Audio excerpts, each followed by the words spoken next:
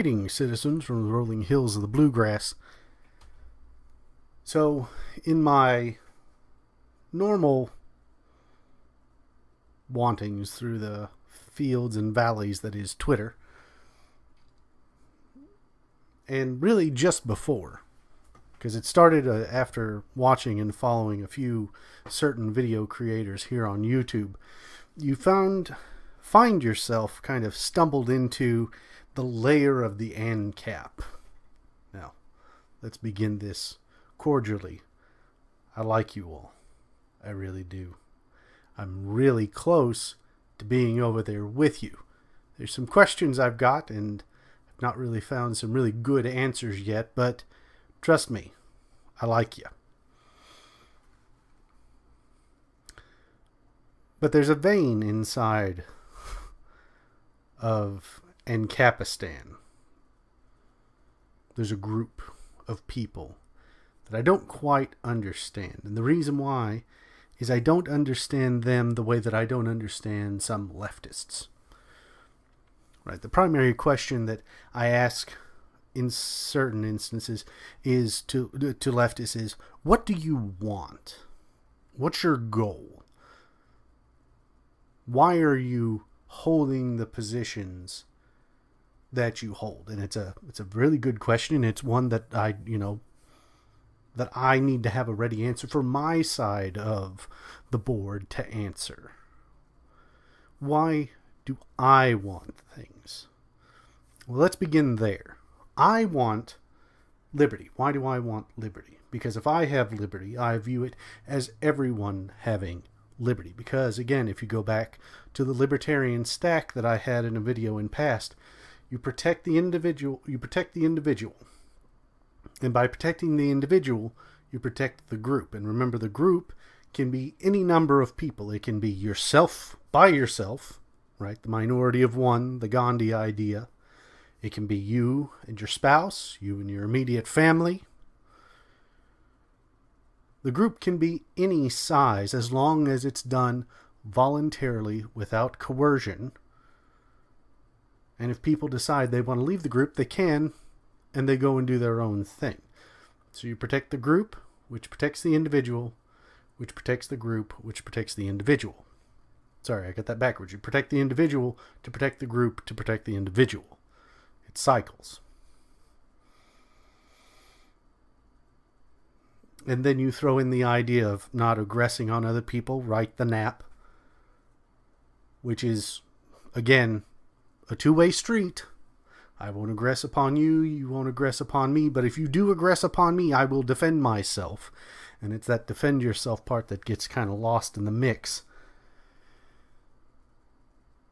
And people have seemed to kind of abuse this part of it as the idea is that then you wouldn't do anything to force anyone. Well, of course you wouldn't force anyone. But then what's going to happen in ANCAPistan? Or in the Covenant communities? Because there's this problem with inside it. The idea of ANCAPistan, it honestly sounds great, but how are you going to organize it inside? What are the options that people can do to organize it? And then are people going to be able to leave if they decide, I don't really want to be here? Because the way I thought about it is that it's Themistocles, right? It's this idea of the polis coming back. So while, yes, we all may be separated into our little enclaves, our little communities, our new polis that we create for ourselves, what happens when your polis starts to gain in population? People have children. They have children. Those children need land. Because again, if this is ANCAPistan, then those people are going to need their own land. They're going to need their ability to create their own food, to build a home. Unless people are going to live in multi-generational housing, which is an option. You can do that. Go for it. But there's this again, there is just no clear answer from what people want. And at times it feels like people are maybe kind of hiding it, what they want. And that's, again, that's a direction that the left goes in. No, no, no, no, no. You tell me. Right? One of those tenets that we always talk about, one of the things that people shake their fists at, get out their pitchforks and torches, and go, we want transparency. We want to see what you're doing. Well, what are you doing? What's your goal? What's your why? When? How many? For how long? And it never really comes to the surface, but they will issue a criticism very quickly. Any action done, anything done, for good or for ill, will gain a reaction from these people. I don't know really what you would call them. You wouldn't call them, you might call them Hoppians, but I don't even know if they would call themselves that, so then that's 100% disingenuous. They quote Hoppe a lot, the Covenant communities. But in the end, what do you want? Is it just the Covenant community and then you're going to figure it out whenever you get there? Okay, well, then I really don't know if I want to sign up to it. More than likely, you wouldn't let me sign up to it. So then there's that exclusionary factor to it. All right, that's fine. Again, go do your thing. But if I'm over here doing my thing, I don't need your criticism. I don't need you needling me in the back while I'm trying to do something. You ever been really working hard on, like, I don't know, trying to repair, piece of furniture, or maybe working on an engine or something, and you get the people that come in and they're like, well, you probably should do that with that hose. Or maybe you should try doing this kind of joint instead of, the type of joint that you're using. And it's like, are you going to do the work for me? Well, no, I was just giving you... Well, then, shut up.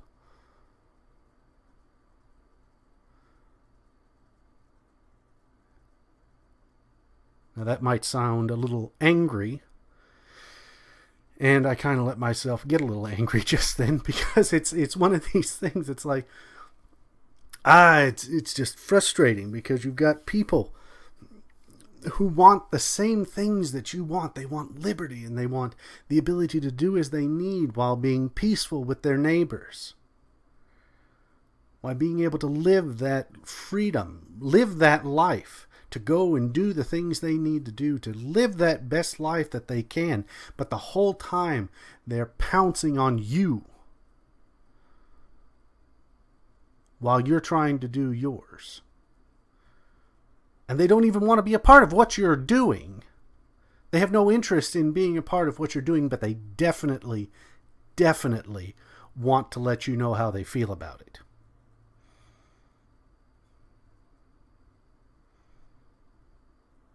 And that's fine.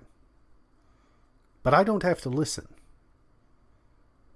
Right? That hardcore free speech moment where you go, you can say whatever you want, but I'm going over here so I don't have to hear you. So I don't have to listen to it. And this is where the thing is that they start kind of looking and sounding a little bit like the leftists that we're all kind of rallying against at this moment. Where they kind of sound like, okay, well, you can go and do your thing, but I'm going to follow you. It's like, no. That's not how this agreement worked. Remember, we were all going to fight for liberty and freedom. We were going to try to get everyone to a place and a position where they could live their life. But the moment you start coming over here and telling me what I need to do, you're starting to look like the people we are pushing against. You're starting to sound like the very people you say we shouldn't be like. Does that sound harsh? Maybe.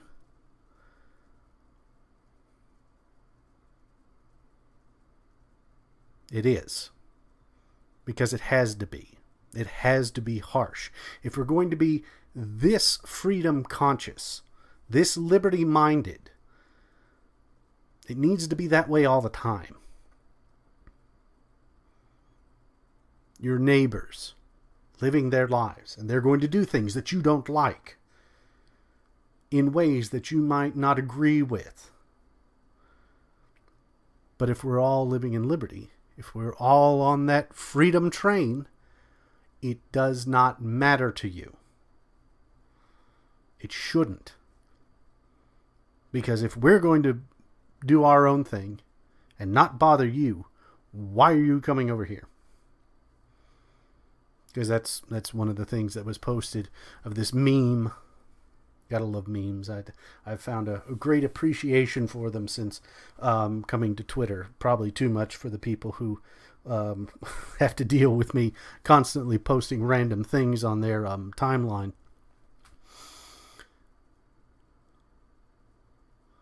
But there's this meme of a cat, old lady. Old lady has a knife behind her back. Old lady's head's replaced with something. Cat's face is replaced with something. That's the template. The meme is this. Cat and Kapistan flag replaces its face. Anarcho-communism flag covers the lady's face. Sorry, it wasn't a cat, it was a rabbit. Anarcho-communist flag covers the lady's face. She's got a knife up behind her back.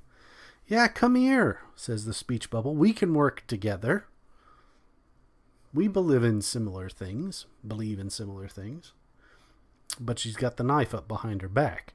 And that's where this kind of unity thing is a little weird. It's like you want us to ally ourselves with the anarcho-communists to take out the state. You want us to ally with anarcho-communists to take out the state. Communism and Carmenism, whatever that is, communism does not play well with others. We realize that. We're not going to forget history, right? We see what it happens. The people who ally themselves eventually become useless to the revolution. The revolution is eternal. And you use whatever tools, because in communism, the human body is a machine, and you use that machine to achieve your goals. And once the machine is used, once it is met out its need, you get rid of it. This is Animal Farm. This is the horse going to the glue factory.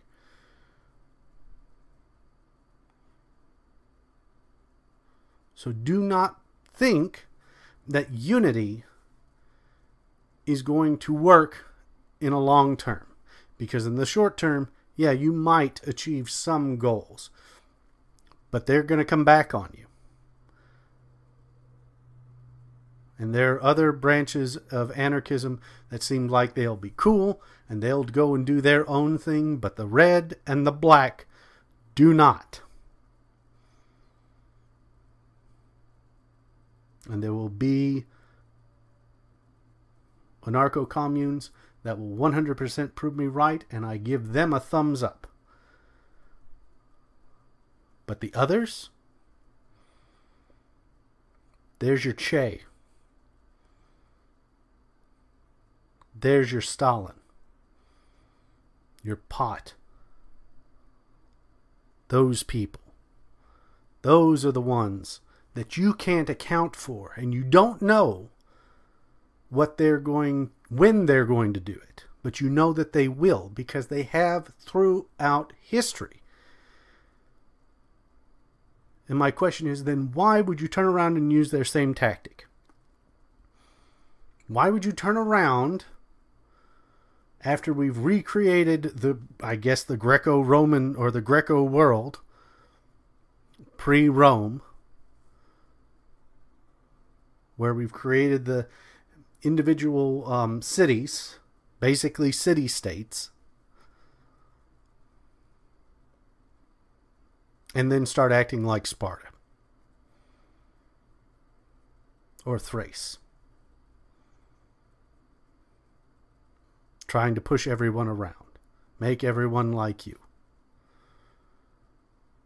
I don't understand it.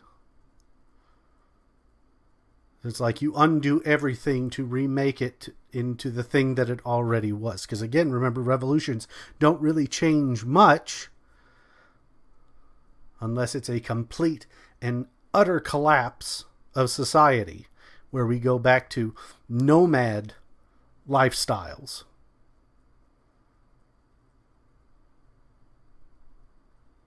Nothing generally changes because people still cling to the facade of the civilization that came before them.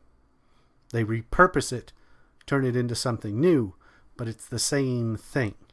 So even though you've created these 1,000 city-states across North America, how is that city-state going to be run?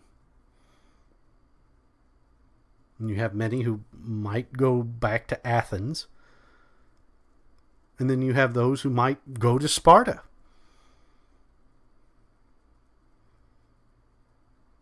Or Rome in the Republic period. And there's some good things that they have done. And this is where this middle bit sounds like all I'm saying is, oh, you're terrible. And you're not terrible. I just don't understand. You can call me an idiot. I've watched your videos. I've listened. But in doing so, I've not gotten any solid answer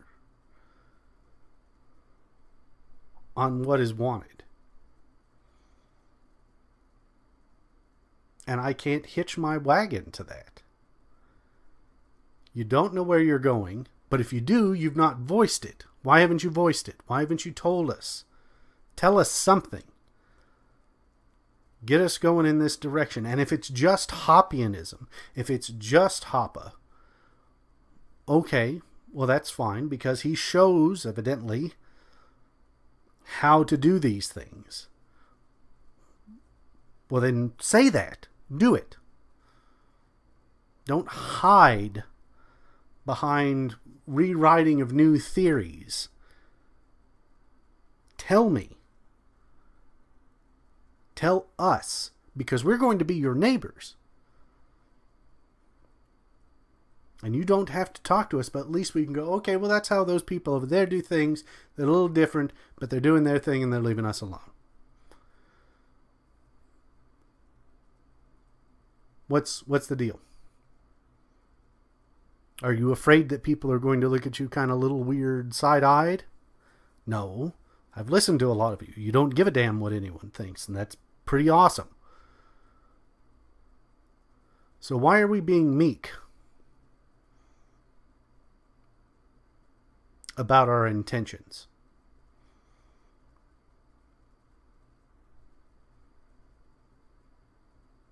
I don't think it's necessary.